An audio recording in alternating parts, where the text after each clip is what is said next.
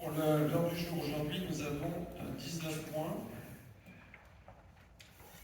Déjà, nous nous réunissons exceptionnellement à vendredi parce que le premier point, c'est l'élection des délégués au sénatorial qui doit se faire dans toutes les communes de l'Isère le 9 juin. En point 2, nous aurons des attributions complémentaires de subventions aux associations pour l'année 2023. En point 3, approbation du compte de gestion. En point 4, approbation du compte administratif 2022. En point 5, les pertes sur créances éteintes.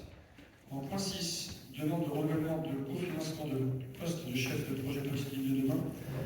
En point 7, l'abrogation de la délibération d'avril 2019 portant sur la vente d'une parcelle rue du génocide arménien à la pharmacie du château.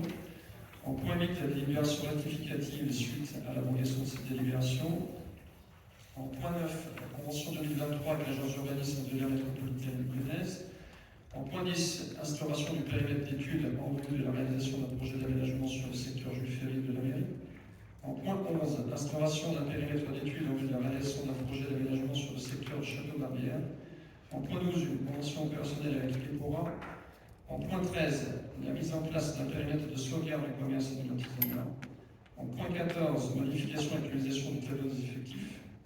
En point 15, désignation d'un référent déontologue élu et adhésion à la mission d'assistance du conseil proposée par le centre de gestion 38 aux employeurs affiliés.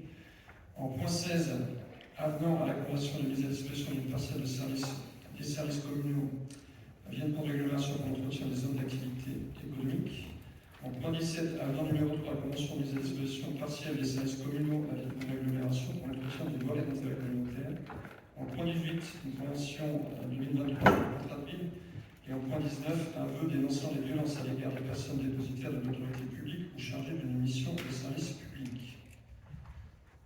On va tout de suite passer au point 1.